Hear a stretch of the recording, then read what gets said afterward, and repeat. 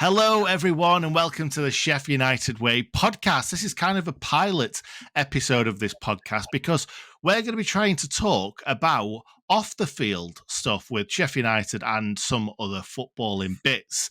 And obviously, there's no football going on at the moment, so there's a few things that's going on off the pitch. And me and Ollie are just going to sit here and have a chat. How are you doing, mate?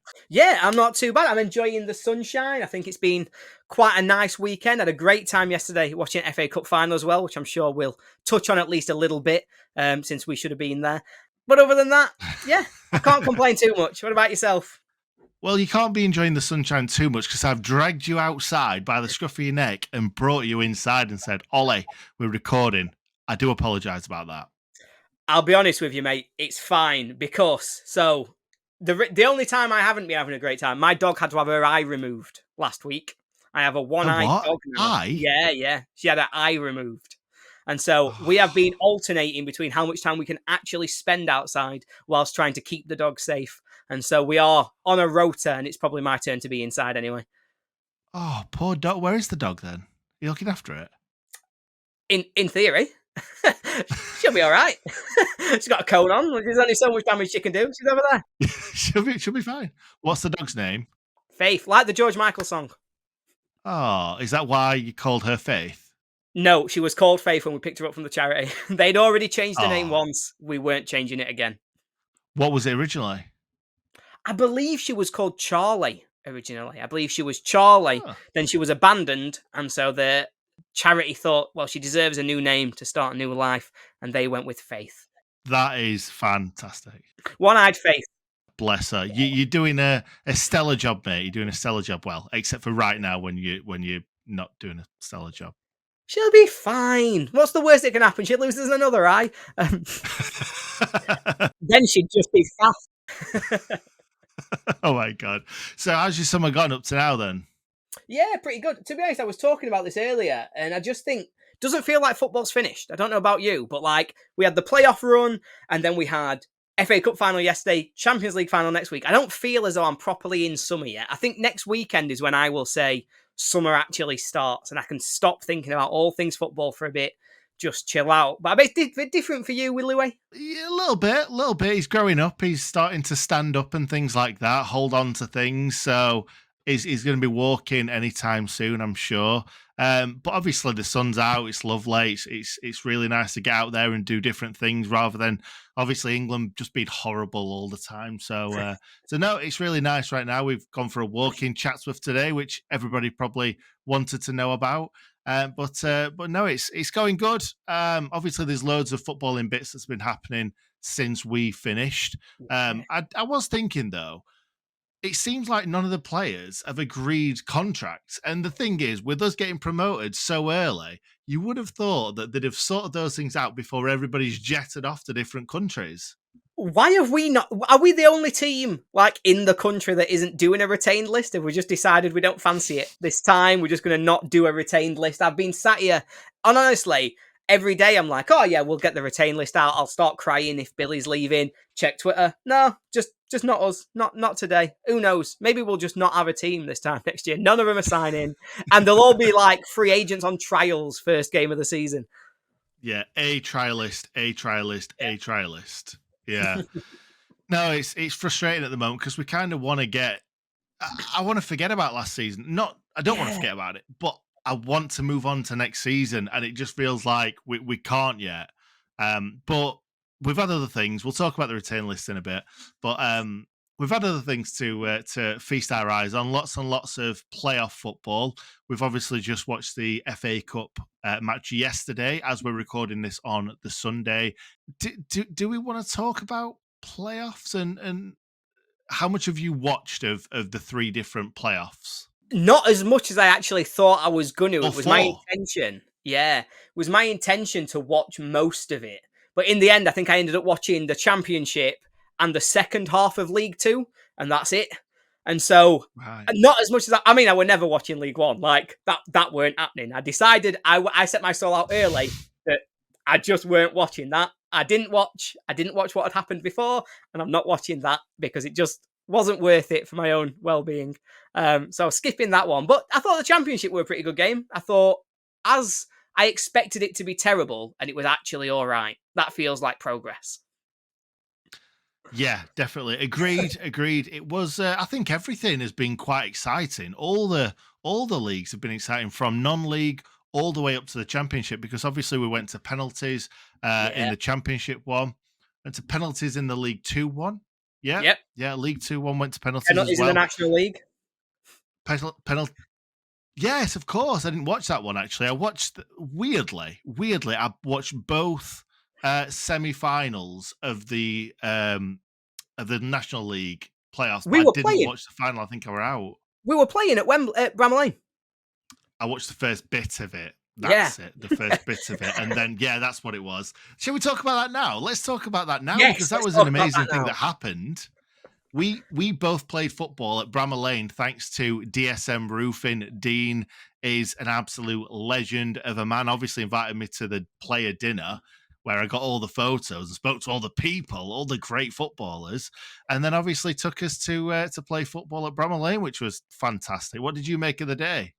Oh, absolutely loved it. It was one of those where I've not played 11-a-side football in, I reckon I've not played since before COVID.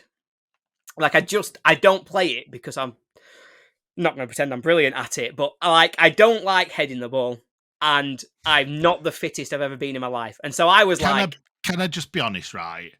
Does anybody like heading the ball? I was a centre back for most of me playing football from growing up.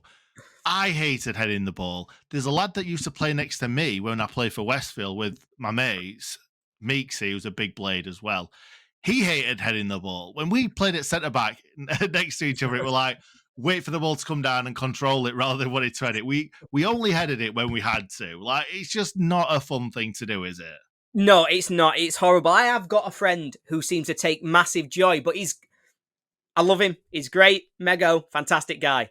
But he's not the tallest in the world, and so takes massive pride in winning every header possible. When I was playing at Hallam, I was centre half because for some reason people thought I could play centre half, and I was next to this 6'7" lad, Alex Roach, and legitimately, Mego came training once, and Mego's 5'6" and beat him for a header, and honestly, he still talks about it now. It's been about 20 years. Like he brings it up whenever he gets chance. But he loves heading it. But admittedly, most people no. Just not a fan. I was sat there thinking, if only they'd introduced this rule where youngsters can't head it when I was playing, because then people might have actually thought I was quite good. Yeah, absolutely. There was one that day where I'm the same as you. I haven't played 11-a-side for, I reckon, probably 5 or 6 years. And especially on that pitch, Bramall Lane is massive as well. So big. And the thing is, I always put myself down as I can do a job. However unfit I am, I can do a job until you're playing on an 11-a-side pitch that is almost double. I don't know how big it is in comparison to normal 11-a-side pitches, but it felt like double. And the fact that we were playing in defence and everybody wanted to score in this game, including us. Oh yeah, It almost was like seven. Like, we played three centre backs for some reason. We were playing overlapping. No, we weren't. We were playing wing backs that played as wingers, three yeah. centre backs, and it were almost like seven attackers on us, and then probably the other way as well. Yeah, it was weird though, because I thought it was very much, I felt as though it was everybody wants to score, and yet for some reason I decided this was the one time in my life I was going to have real positional organisation. I never crossed the halfway line at all. Played left centre back, never overlapped. I had one run forwards in the about 80th minute, I think. I got the ball, ran from the halfway line to the edge of their box, miskicked my shot straight into the player in front of me, and legitimately thought that was the end of my life. Like, they broke. And I saw the break go past me, and I thought, I've got to charge back because that's my man. And I sort of looked at my legs that just weren't moving, and I thought, well, if they score, they score, because I'm not getting back to cover.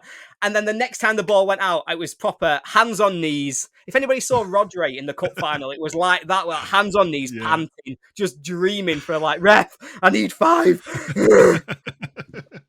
Do you know what? I did the same thing because the first corner, being quite a tall lad, I normally get to go up for corners. I went up for the first corner, ran to get into their box. Yeah. Nothing happened, and then I had to sprint back. and I was knackered. And the next corner was probably 5 minutes later. It might have been more.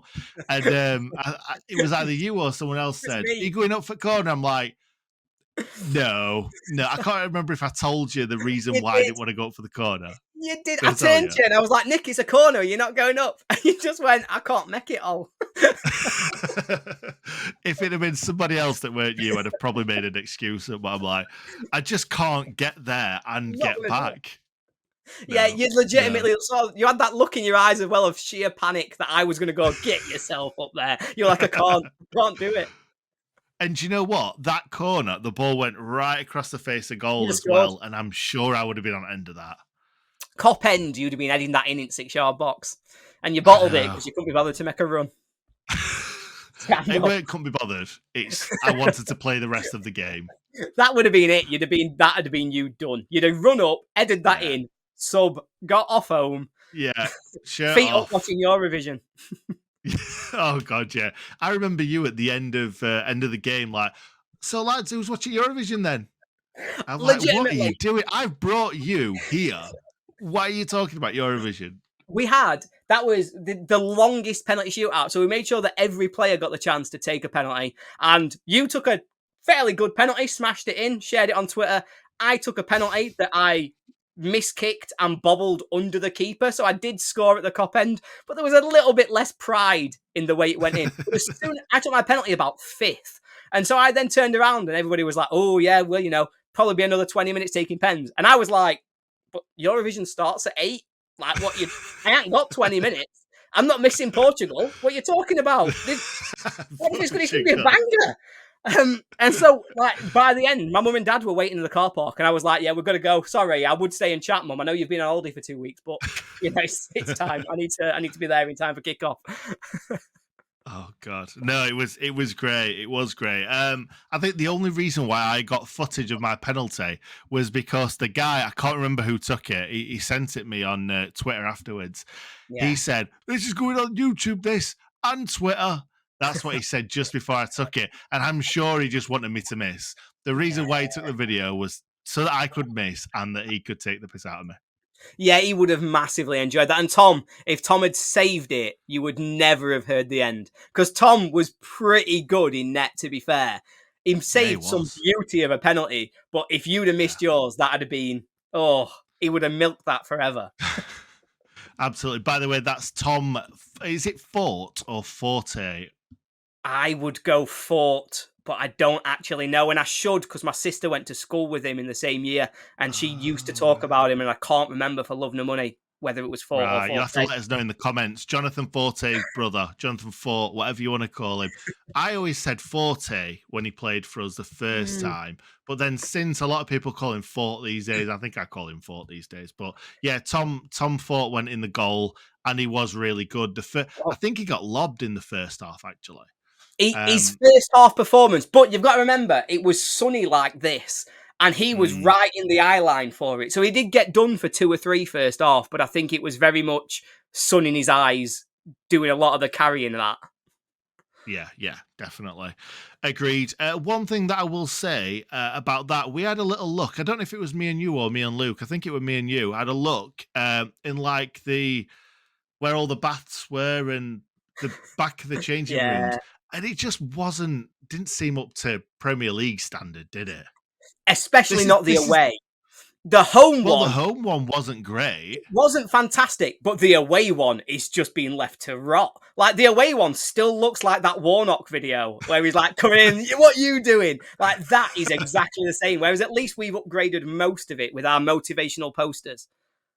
Yeah, but the thing is, they've done that on purpose, haven't they? Everybody does that, other than like Wembley and like Tottenham's new ground and Emirates and stuff like that. They've obviously got amazing changing rooms, but the old-fashioned grounds, it's like right, home one, amazing, away one, dump. Leave it alone. It'll be fine. They can get changed in an outhouse if they need to. There was a club, was it Norwich, that painted their away one pink? Yeah. apparently it was to lower testosterone pre-game, and so by having colours they were doing the association of it brings a calming attitude, and so they will be less intense and will have less testosterone when they go out on the pitch. They then of course did get relegated from the Premier League and came 13th in the Championship, so I'm not sure its level of success. We need to talk about the other side of the city getting promoted. We won't talk about it for long because it brings me perfectly into our next our next topic.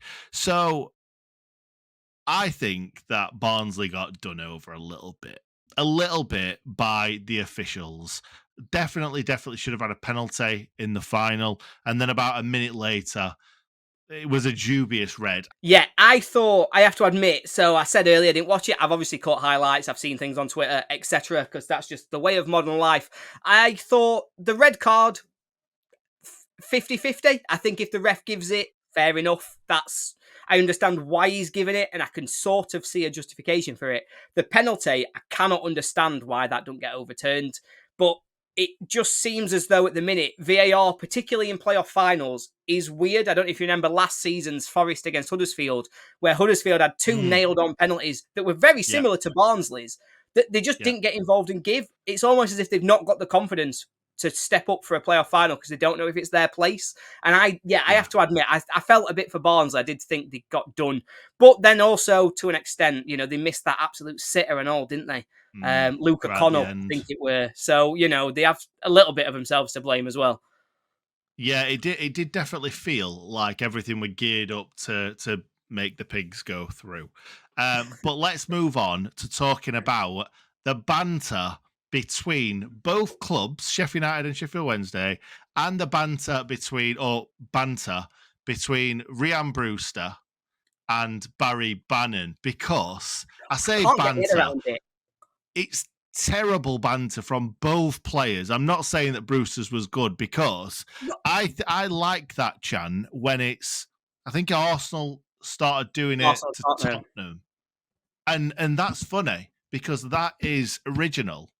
It's when other teams try and do the same thing it's not original. And Brewster doing it to Wednesday, I were just a bit cringed by it. I know what you mean. And I think as well, Arsenal Tottenham, it was Jack Wilshere doing it. And so you can sort of see why, as an Arsenal boy growing up, it'd then take it forward. And for Brewster, obviously, he's come to United. He's not grown up in the rivalry. So I understand what you're saying. I get the element of it being cringe. And admittedly, I'm not saying it's particularly good banter. And I think on the other side, they had jibes and comments about how many tickets they can sell, because, Hillsborough's full every single week and they never have a single ticket missing. It's constantly absolutely packed to the rafters with fans. Like, they have them queuing for miles outside to get into Hillsborough when they're playing teams like Accrington at home. Like, it's constantly full. But they make... So, and I thought to an extent that banter's fine. I think if you're making jibes at the club, do it. Fair bit of fun. I quite enjoyed it. I was stood at the town hall chanting along with RHIAN Brewster and I had a great time. Not going to pretend I didn't. I really enjoyed myself. And I'm sure they did the same, talking and joking. What I thought was worse about it is when it became personal. Like, if RHIAN Brewster had come out and gone, tell you what, that Barry Bannan's got crap hair, hasn't he? You remember when he had his suit done? Whereas I didn't see the need for him to, you're 30 plus, you've just got promoted to a league that Brewster's been promoted out of. Are you really going to go in at this one player who's probably achieved more than you ever will, bearing in mind he's got a Champions League winners medal sat at home? That's it. I'm totally with you because I'm trying not to be too biased, even though we are a Sheffield United channel. I'm trying not to be too biased because I think a lot of banter these days, you can't have banter on Twitter or anywhere without obsessed coming out, fishing, biting, and it just gets a bit boring after a bit. And I want someone to come out with something original, but Barry Bannan, I think he did take it a little bit too far with the... Have a go at United. Don't have a go at Brewster. Have a go at United. Have a swipe at United. Fine. Have a go at Brewster personally. Why? What do you gain? He's a young kid making his way in the game. Like I say, insult the club because that's the banter, but making it personal between professionals, I don't see that. I don't see why he needed to. Almiron had the mick taken out of him. I can't remember who it was now. Was it Jack Grealish on Mahrez? And then he came back and scored a load of goals, Almiron, and it just lights a fire under him. So I think that RHIAN Brewster that could light a fire under him, as if he doesn't need it already. He needs to start scoring goals, and in the Premier League, he'll want to prove himself at the highest level. So I don't think he needs that. But at the same time, yeah, I just thought it was a bit disrespectful, footballer to Yeah, footballer. I just think, like I say, just banter the club like it's easy. Like I say, their fans are going to lap up anything that you say, saying how great their attendances were. They were going to lap that up all day long. And so just do that repeatedly. You're playing to the audience, you're getting what you want out of it. Everybody moves on, has a great time. We got what we wanted because we had a laugh and a joke at the time because we thought they weren't going to go up.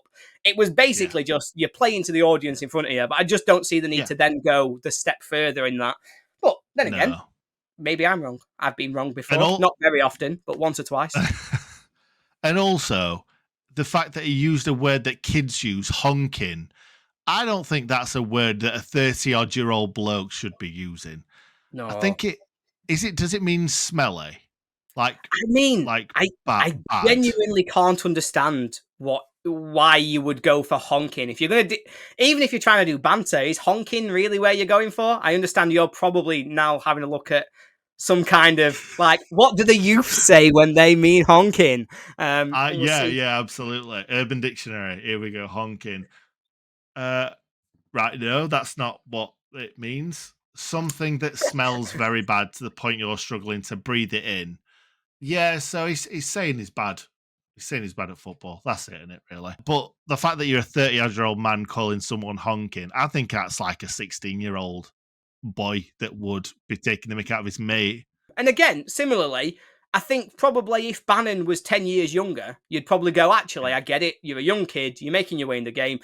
But is he not Yeah. their captain? Yeah. Like, I think he's just gone a step too far whilst he's had a few beers. Probably some of the other players have like said, "Go on, oh you go on, Barry, do it. Go on, Barry, do it." Do you know that funny thing that he said yeah, the other day? Do it now, do it. And then Aidan Flint making some weird gestures. You've probably seen it. It's so weird. I have to admit though, of all their like Aidan Flint, we have way too much history with Aidan Flint because nothing on a personal note, but the amount of goals he has scored against us, you know what, he's probably earned the right. Has he? He always used to score when he played for Bristol City against us. Do you not remember every time they came to Bramall Lane that he always scored? No, He I was don't. what's his name now? The kid who I've Jake, nightmares Jake about. Cooper. He was Jake Cooper before Jake Cooper. So when we were coming through League One, and while Jake Cooper was still coming up, Aidan Flint is the original Jake Cooper. I think we should move on. Let's talk about. I'm going to talk about next season's Championship and next season's Premier League because it's a bit of a joke now, but the Championship next season looks horrendous, and I'm so glad that we're out of it. Yeah, it looks stacked, doesn't it? I think one of those scenarios where because the three that went up stayed up, the three coming down look very, very ominous. Like they Yeah. can get it wrong, but they look good. They look pretty good. It's all about getting it right, though, isn't it? Because Leicester are going to lose loads of players, most of their key players as well. They're going to lose, so it's going to be a bit of a rebuilding job. They have to get the right manager in, Yeah. because it's all a bit weird. Because Graham Potter, apparently is wanted by Leicester, which I find really random. Like, why would he, having done so well at Brighton? I just don't see why he would drop down a division. You just wait for another Premier League job.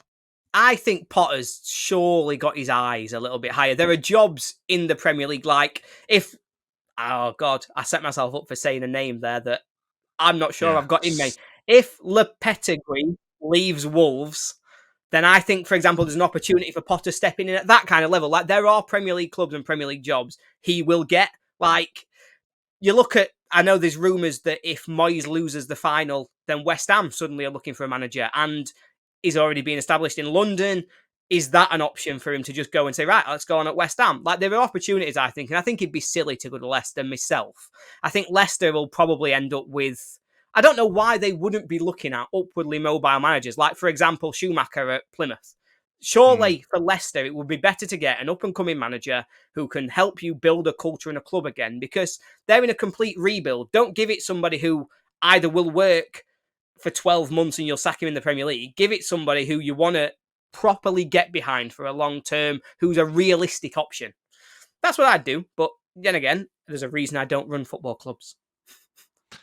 Well, maybe you should. Maybe you should, because you've got, a lot of good points there. Well, look at Watford. They did the same thing as what you did, and it didn't work out for them, but that's mostly because they just sack managers as soon as they lose a couple of games. So, but yeah, like I said, it I mean, is massively, massively stacked next season. There's three big teams coming down, as you've just mentioned. There's obviously Borough that's going to be really, really strong next season. I think there could be one or two of kind of like the three that's gone up from League One to kind of wedge themselves in that top six. I just hope it's not the blue and white it's side. it's a really funny one because I have been thinking about this because I do a lot of obviously chats with Gab and chats with sort of a few others where we talk about what do we actually think about the championship and where do we think it looks. And I think for me, you've obviously got three teams coming down. You've got Norwich and Watford who don't have to you know what I mean? They don't have to get that much right to be a top six team. Like they've had very bad seasons and finished 10th and 13th. It's not that much that they need to get right to then be top six. So that's potentially five teams that are going to be in there. You've then got Middlesbrough, who are obviously going to look to improve. You've got teams who have talked about throwing money at it. So like Hull are saying that they're going to have a real go. Apparently Liam Rossini at their player at the awards dinner said, I'm not aiming for the playoffs. I'm aiming for automatic promotion next season. Like these are clubs who are saying they're going to have a go at it. Ipswich look in a fantastic position. Wednesday, I think, have had a fantastic season, 96 points. My immediate reaction was, I think they'll be pushing top six, probably finish 8th and 9th. It has since been pointed out to me that their average age of their squad is about 30. And so actually, they've got a lot of work on physically to be able to compete. So I think they'll be a step below. I think Plymouth will be a step below. So I think there's space for a little bit of growth, but the top six is suddenly looking very, very packed, even just from teams who have recently been relegated from the Premier League. Like West Brom. Like West Brom have not got a choice. They've got to go up. Otherwise, they're in financial ruin. Like they'll be in a right mess if they don't make that step. So it's going to be an interesting season, the Championship. I think it could be a lot of fun. I think I'm very, very glad we're not in it. Like, I do not want to be in it. Yeah, me too. And the thing is, I might be saying this too early because obviously next season we're only going to care about the Premier League. We're going to be watching Match of the Day every week. We're going to be loving hopefully going to be loving life. Yeah. I'd like to say that I'm going to watch some Championship football next season because it does look a really fun division next season. But yeah, we'll have to see. The Premier League, I think on paper, looks easier than it's ever looked before, but that football's not played on paper. No. There's lots and lots of because second season syndrome is a thing apparently that some people think. So if you look at that, the three teams that have gone up might end up in the bottom three or might end up round there. There's obviously then us, there's then Luton, there's loads and loads of teams. Wolves I expect to be down there again.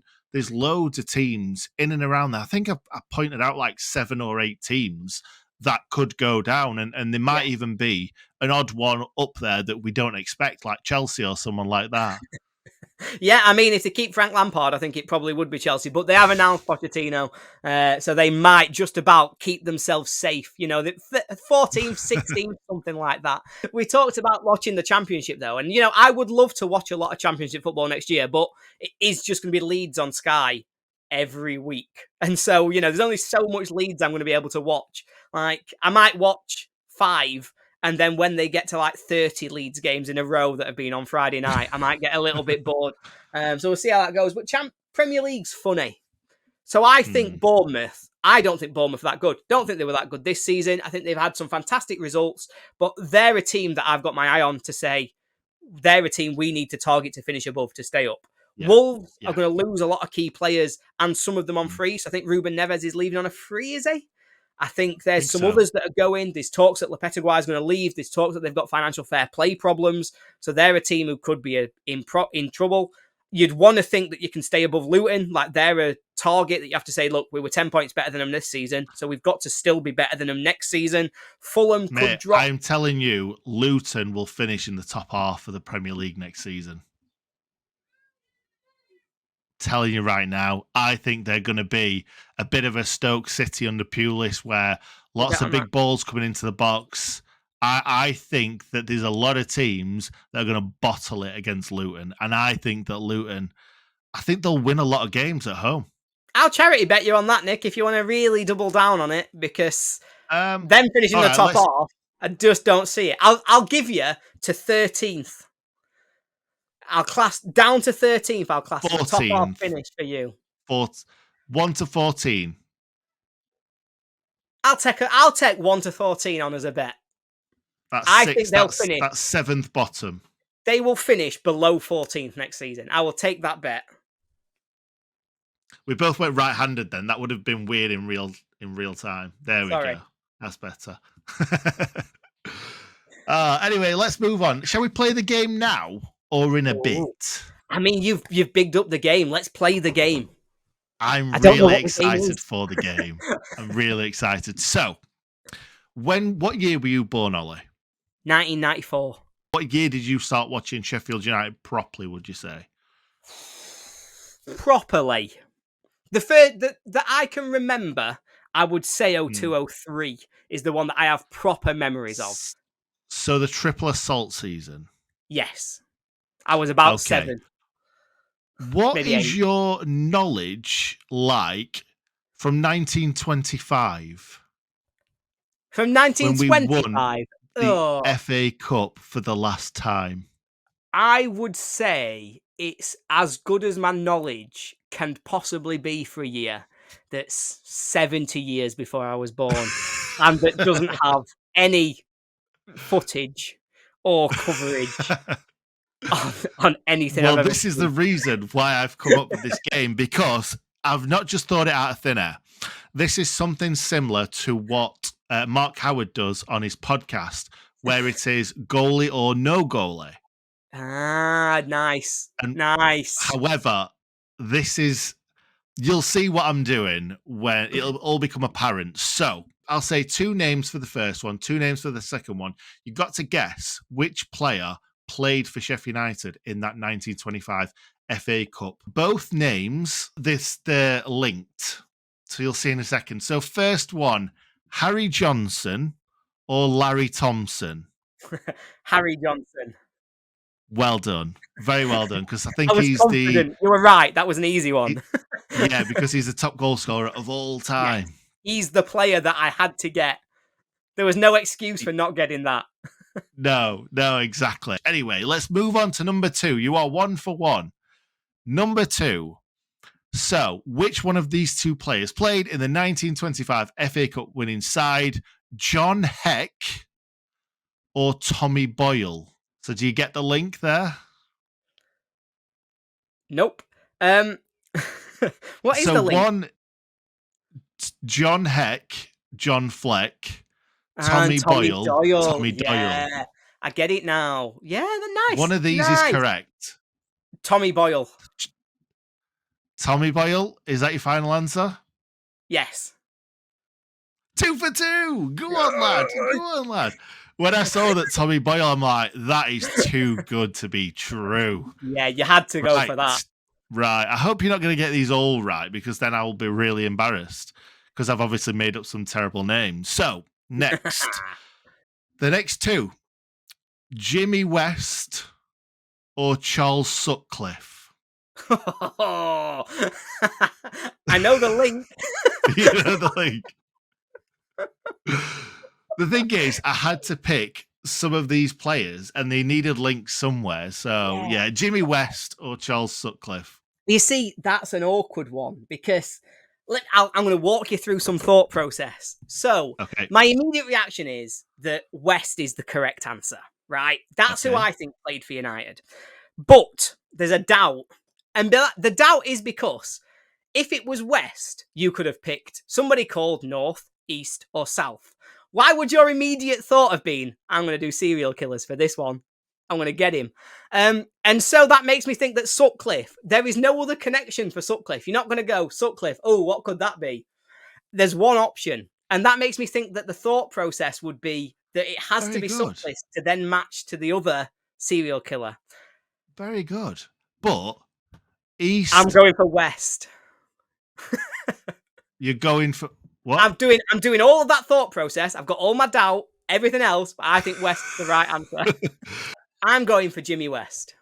Well, you're wrong. Oh! That was fantastic detective work there, mate. You had me hook, line, and sinker, and you did not execute it well. It's because I thought myself out of the answer. My gut was saying west, even though I had all the logic. That is very, very annoying. Do you know what? I'm proud of you for that, because I did not think about that for a second, and I should have picked a different serial killer's name for that. Yeah, you see, I thought it out I can't perfectly think and of got it wrong many. anyway. Very good, mate. Unlucky. I did all of that detective work, and basically, what I was actually trying to do is say, "You see, Nick, why have you picked other serial killers when you could have gone for north, south, or east?" And that, I was trying to point out to you that there was easier connections, and actually made myself look a mug. That's really annoying. Right, let's move on to the next one, shall we? The next two, Billy Cook or George Brown. The link being Billy Sharp and George Baldock. It's that simple. Billy Cook. Final answer? Billy Yes. Cook is the player that played for Sheffield United in 1925. No, I'm asking you, is that what you Oh, think? but you were telling me. Oh, why have you let me celebrate? Oh, look, all right, Mum. You're right. Yeah, it's him. I was right. Three, oh, my God. 3 from 4. 3 I from 4. Well I done. really thought you'd done me hook, line, and sinker then.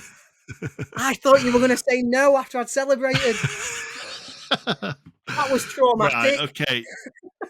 The final one. You're on the final one now. You got 3 out of 4. That's pretty good going. I should have got 4. You should have got 4. The last one. Harry Pantling or Henry Shirtling?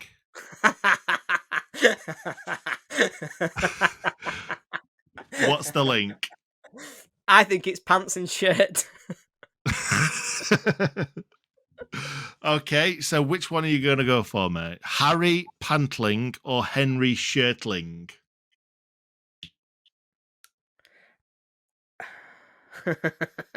This is such a good question. Oh, I love this game already. I think the correct answer is Henry Shirtling. And you will be wrong.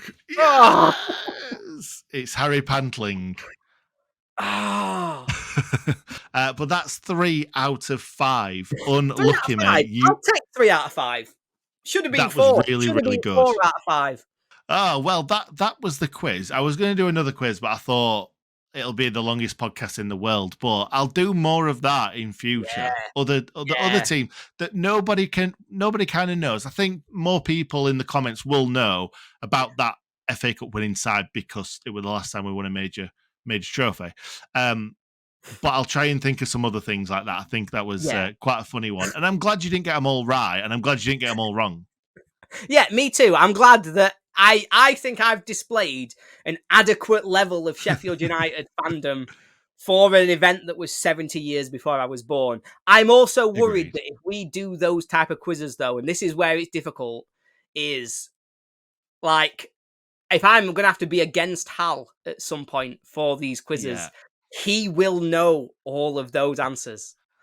Well, that's because he's 400 years old. So well, he's 400 years fault. old, and he's got this weird memory where he will know all of. I think what would be easier. I think what I would beat Hal at is a competition such as here's the game. Tell me something that happened, and I'd be quite good at that. I'd be like, "Oh, you're not gonna believe what this bird did. It flew down. It got in Wes's eyes. It was Swansea at home." Whereas, that's where my knowledge goes. But I forget who else played. But no idea who was on the pitch. But I'm quite good at knowing that the pigeons were there. Good stuff. Good stuff. Now let's move on to talking about another Sheffield United topic that's happened off the field in the past kind of month or two, and it's right here. This is what everybody's talking about right now. And Club 383. Are you a member of Club 383? I'm not. I'm glad you said you're not, because that would be us condoning buying fake shirts. And I don't condone that in the slightest. However, I am a little bit jealous that I'm not part of Club 383. Yeah, I know what you mean. I am, because I've not got. I need a new shirt, because I have this one and all the others that everybody sees on every video. You only see them to here because they don't fit me below there, and so Don't it's tell really people that. important. Yeah, I know, and so it's really important that maybe Club 383 is going to be a really good future position for me. I might have to change my stance very quickly. Well, the thing is, the problem that everybody's got is that they only sold 620, and I believe some of them went to the players, so they weren't even No, 620 they on weren't. sale. Now, I got really, really lucky because I was editing a video at work in my own in an office, and I just saw it come up on my phone. And a lot of the stuff that Sheffield United have been putting out recently has been pretty rubbish, and just like this promotion shirt that says promotion 2023 on it, and it's like it's a lot of rubbish. Oh, que sera, and stuff like that, where they're just clearly just trying to get a bit of money in to be able to give Hecky a bit more money for his budget. But I saw it pop up on my phone. I clicked on it straight away and I saw it and I'm like, ooh, this looks exciting. I got it in my basket straight away and then decided to ring my mate, Ewan, and tell him about it. Then I rung my dad, told him about it, and says, do you want me to buy you one of these? I didn't ring Ollie. Yeah, I probably shouldn't have said that. But anyway, so brush it under the carpet for a second. No. Brush it under the carpet. As if the person who does it is able to be like, oh yeah, we'll just forget about that. Oh right, yeah, that's fine. Yeah, that's what Philip Schofield's been saying for a week. Just don't worry, everyone, forget about that. Jesus, This is a little scandalous. bit different to what Philip Schofield's done. Just a little bit. Well, yeah, a little bit, but Yeah, also, it is. It is. I would have appreciated a text. Just would have appreciated text. That's all I'm saying. But it's fine. Whatever. We'll move on. Like you say, we'll brush it under the carpet. The problem that I had is after I rang my dad, I went to have a look and I saw that they were only 620 on sale. So I had to buy it very, very quickly because, as everybody else can tell you about, is they went like a shot. They went so quickly. And clearly, yeah, people are annoyed about the fact that they're only 620 on sale. And if they wouldn't have numbered them in the first place, then they would have been able to just keep selling them. And the thing is, when you put something out as limited edition, it always goes quicker. So I understand why the club did it. And it's a nice thing for people to have, but it also got other fans' backs up. And the price as well, because it was a £5 dearer than the normal shirt. And 60 quid's a lot of money for a lot of people. It is. It's a lot of money for a lot of people, particularly obviously on buying a shirt. People will prioritize different things that they're trying to pull together. So I completely get that. I understand why the club's done it, but I also understand why it would frustrate people. I understand in particular why when you now look on second-hand sites or things like that and they'll go in at 300 quid and you think, actually, this is a bit ridiculous. How have they been able to get one in the first place? Never mind be trying to then rip me off for it. But I think it is what it is. I think generally speaking, you look at when clubs are doing things like that, it's their merchandise to sell. I just wish I'd got one. I wish somebody had given me a heads up. That's all I'm saying. Just, if somebody could have let me know that they were coming on sale, it'd been great. But fine. Yeah. Okay. It is the greatest shirt I have ever bought as well, to be perfectly Yeah, it's honest. incredible. So, It's an absolutely incredible shirt. No, I'm not missing out at all. It's fine because what's going to happen is the next time they release something fancy like that, I'm not going to tell you about it. So I'll already be in there before you. So yeah, whatever. Yeah, I know what's going to happen is you're not going to tell me about it again. That's what's actually going to happen. Do you know the annoying thing is as well? Some fans, when I took a picture of me wearing it and posted it, I got a lot of hate for it because fans didn't get one or certain fans didn't get one. But then people thought that I'd been given one by the club. Like, yeah, well, you scanned it off print, didn't you? You did. When you were sat in that box, you went Prince and DSM Roofing. You're all sat there cooking up your little schemes, getting your golden There was no together. way on this earth that they knew about these shirts back then. They'll have thought about that the night before, I guarantee it. Night before, they'll be like, how can we make a bit more money? Yeah. and they need to make the money clearly. They were sat there thinking, how do we get out of this embargo? I know. Go stick a bit of gold on that shit. 60 Lads, quid get the gold. shirts. Get the gold silk. Come on. Got something we need to do in But here. do you think this should be the kit next season Yes. I've without the said yes. gold? I've said yes really, really confidently. Arsenal have got gold on their kit next season and have been absolutely rinsed for it. I mean, you Yeah. can't really have a gold shirt. And then, for example, if we take our last season in the Premier League, which we all wish we'd forgotten, but for example, you cannot have gold on your shirt and then not win until January. Like, that's not something that you can do as a club. So I'm not, I Yeah. think it'd be a bold decision. It's a lovely shirt, Well, but I do think it's probably for the best not our shirt next year. I've heard that the Olympics are trying to change all the medals around and stuff, and gold being second because we finished second and we've got gold trimming. Arsenal finished second, gold trimming, gold piping, whatever you want to call it. I think that has led the Olympics committee to rethink all the kind of medal situation. So, to be honest, mate, I love it. I think it's amazing. I like the background of it and everything, the pattern. However, yeah, it just needs to not be gold, and I think everybody will buy it. Yeah, I agree. I think it's an absolutely beautiful shirt. I think probably not be gold, and then it'd be a very good shirt for United to have. I'd like it. I'll buy it. There we go. I've been told that the shirts are beautiful for next season. However, Nathan Hemmingham said that the away shirt for the season just gone was amazing as well, and I hated it so much. So not that one, the white one. I know. I understand what you mean. I was just like, wait a minute, this one is beautiful. No, that is a beautiful shirt. It really is. And I think the white one was the only one that I disliked. Yeah, I struggle a bit with a white. It just doesn't. There's something about it, and I think. Do you know what I think the issue is? Remember when we had that home shirt a few years ago that was white and red, and not red and white? It was all white with the little red bits. I think that has permanently affected my belief about white shirts being quite nice. I think I can't get over that home shirt being Nigel treated Atkins. like a home shirt. Yeah, Dean Hammond's fault. It's his fault. To be honest, you insulted Dean Hammond, and I thought that was a bit low because I was going to insult Jay McEverley. So, we can go either way. Yeah, true. I don't think there's much between them, to be honest. And actually, I thought Jay McEverley were quite good when we very first signed him. I think it was the season before that when he played left back. Terrible at centre back, half decent at left back. I think we have a different measure of what quite good means. But okay, I'll let you off. Quite good means just below good, I think. Quite good. Not good, but quite good. Yeah, but that above. What you're doing is you're putting that above average. And average, I still thought might have been generous. Okay. It did once. Yeah. It did once, if I remember correctly, take a corner that we scored off. And he also scored from distance as well once. Yeah. It was a banger. Also got one of the best red cards. That absolute horrific foul. Who was that against now? He didn't get red carded though. Did he not get sent off?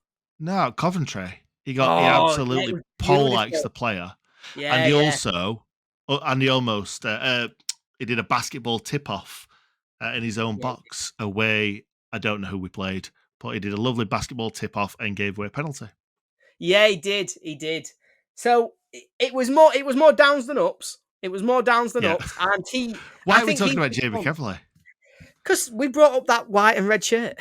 You brought it up. You said I didn't like the white away shirt this year, and it's your fault we're now talking about Jay McEverley. Yeah, it's my fault. Yeah, I apologise, and let's move on. And I've got down here talking about the retained list. I think we've spoken about it a little bit. If you'd have asked me who would I let go, I think I would But the trouble is the timing of it. So I would let go Enda Stevens, John Fleck, Billy Sharp. I think I would let all three of those players go, but it's now too late. If we were letting them go, we were automatically promoted with one more game left at Bramall Lane.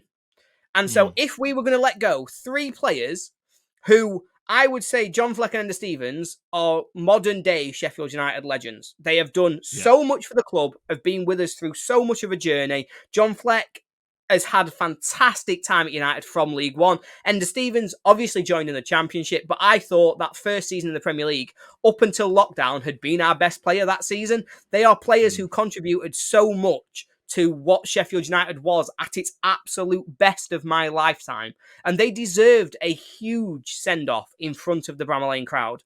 And then we're talking about Billy Sharp, who's not a modern-day Sheffield United legend. He's an all-time Sheffield United legend. He is one of the greatest United players that we've had for everything he's done for the club and everything else. He's almost on the same level as Harry Johnson, or is it Larry Thompson? Larry Thompson, I think it was. In a few years, do you reckon they're going to go, is it Billy Sharp or was it Gilly Narp? And then that'll be the new podcast. I thought you were going to go Blunt then, and I wouldn't have been very happy with that. Oh, no. I'm not going there. Don't be that guy. Come on. I'm never going to do that. I'm going to make up a random name that makes no sense, like Gilly Narp. Sorry to Gilly Narp in the comments. I've always liked you. I think that's the trouble for me, is that I think it's too late now to let them go. I think they deserved a proper send-off at Bramall Lane in front of all of the fans, cheering them, screaming their names, and giving them the send-off that they will remember for the rest of their lives. And I don't feel it's right now to let them go out of the back door at this stage. I don't think they're right for Sheffield United. Don't think they can contribute for us as players anymore. But they deserve the chance to be a proper send-off in front of United fans. And that's what I really, really regret. I think the timing on it is just all wrong. And I think those players should have been given a hero send-off from the fans. In terms of on the pitch, the only one who I think still has potentially something to offer, and to be honest, it's more because of the rest of the squad than because of what they do themselves, is John Fleck. We do not have a midfield. Sheffield United do not have a midfield right now. We've got Sander Berger and Oliver Norwood, and that's it. Everybody else is out of contract or their loans has finished. And so can you release John Fleck and say, thanks for doing everything you've done while we don't have any players in his position? Possibly not. But yeah, that's where I was at with it. Yeah, I completely agree with you. The only thing that I will say is that you say about them getting a hero send-off and things like that. A lot of fans have completely forgotten all the things that they have done for this club because of recency bias. And it pains me so much because Ollie Norwood, when they were talking about him triggering another year on his contract, somebody put something like, oh, let me go and get the bleach. And it's like, this is Ollie Norwood we're talking about.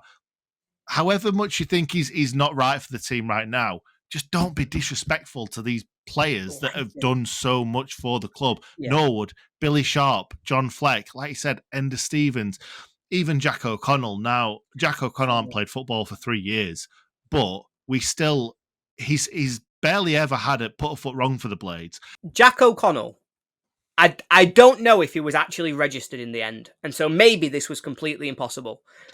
But I will forever die on the hill that in the 91st minute of that last game at Bramall Lane, he should have been subbed on just for 1 minute to never kick the ball, to not do anything other than be absolutely screamed from the rafters by every United fan.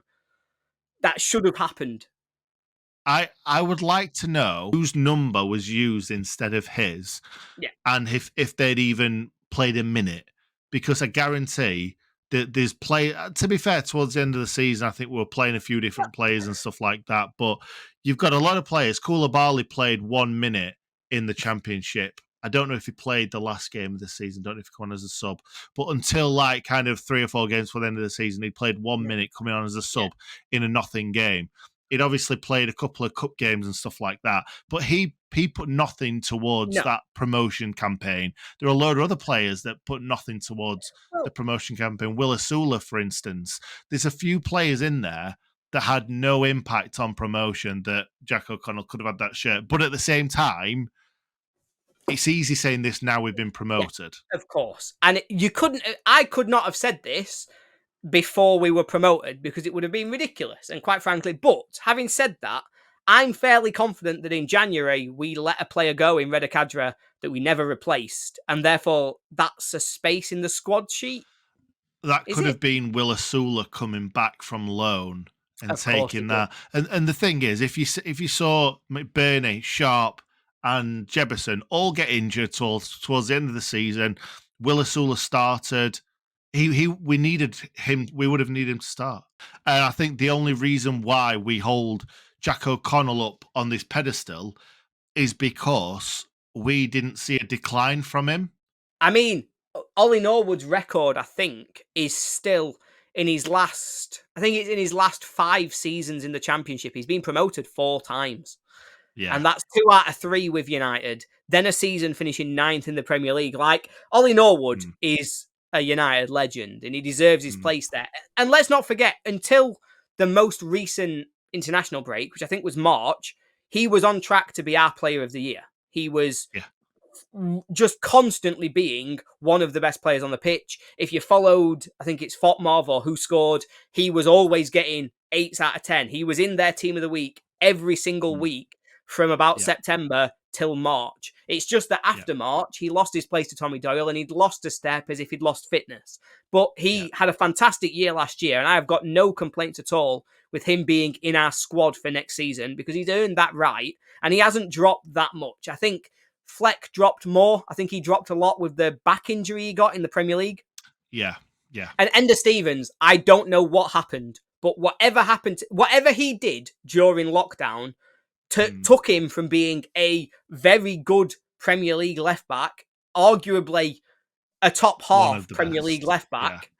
He was our best player, and we were 9th. Well, actually, at the time, we were 6th. So yeah, he we was were. at that level of being our best player at 6th in the Premier League.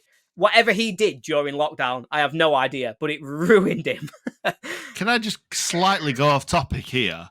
Do you know, me and my missus went on our honeymoon to Mexico just before Man City had broken financial fair play, or they got done for something and they weren't allowed to play in Europe the season before. Yeah, And the bloke at the front of the bus said, Man City are not going to be in the Champions League next we were season. there. And I got excited because I was thinking we could get Champions League football. That is mental to think that. How We crazy is that? honestly, I remember. So, do you remember the last game before lockdown? I That's the only game that season that I missed because I were on my best mate's stag do. So we beat Norwich. Norwich at Bramall, and legitimately, when the whistle blew for full time and we'd beat Norwich that day, every single person in Bramall thought we were going to be in Europe. Like, we were going to finish top 7 minimum. We were Oh, so good up till that point. We beat Norwich 1-0. Wasn't a perfect game, but Dean Henderson made one of the all-time great double saves, and then Didsey kicked it off the line, and you yeah. almost felt all of Bramall Lane go, "This is our year." Yeah. And then we got hit by a pandemic, which it's insane to think as Oh my. what changed.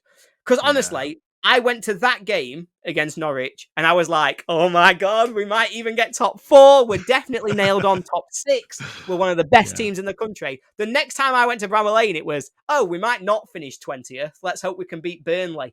Um, it was insane the change between 2 journeys to Bramall Lane. Yeah. And people forget how good that team was and what they Yeah. did for the club up until Totally. lockdown. And admittedly, they then, you can describe it how you want, and this is probably very harsh, but you could argue they then let us down for 18 months of lockdown.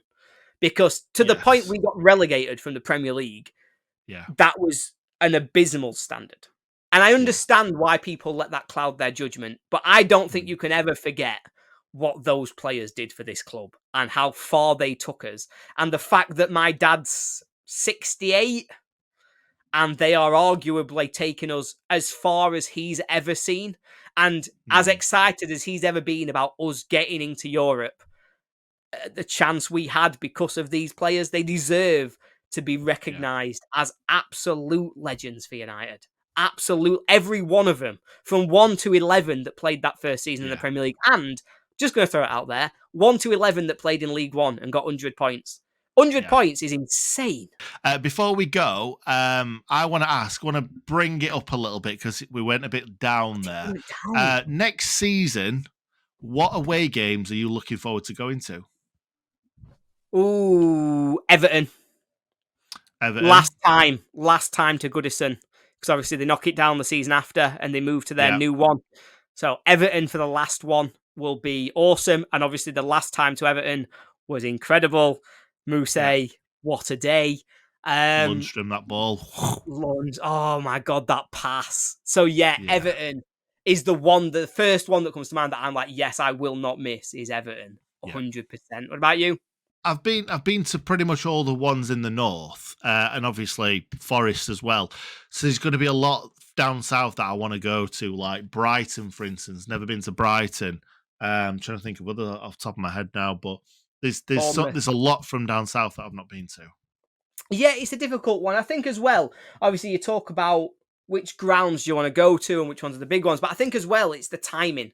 So whoever's the first away game, that'll be special, whoever it is. Doesn't matter who we're playing, that first one will be special. Similarly, the last one, that'll be special. Even if we've been relegated, whatever happens, the last one will still be special that day. And so I think Yeah. there's a few that are dependent on sort of where they go. One that I probably won't look forward to going to is Wolves, because last time we had a car crash on the way home. And so we'll probably not try and do that again. But Yeah. you never know. Maybe you go again and you have a great time. Yeah, exactly, mate, exactly. No, there'll be some great grounds to go to next season. I went to the Spurs one Ooh, last it's time lovely, we isn't were it? there, and that ground is incredible. Loved it, Yeah. and we played some great football that day as well. So, yeah, I've got a lot of good memories from a lot of these grounds from that Mm. first season in the Premier League under Chris Wilder. So hopefully we'll make some more memories, shall we? Oh, that'd be good. Stamford Bridge is still a dream. Like an Yeah. absolute dream, that second half. Oh, definitely. Definitely. Anyway, I think we should leave it there. Thank you very, very much for joining me, mate. Let us know in the comments right now if you enjoyed this. This is going to be going out as an audio podcast, as a YouTube video on our Clips channel. And we hope you enjoy it. And let us know if you want any more. Thank you, Ollie. No, thank you very much, Nick. I've really enjoyed that. Really nice having a chat. And yeah, hopefully you've all enjoyed listening to us as well.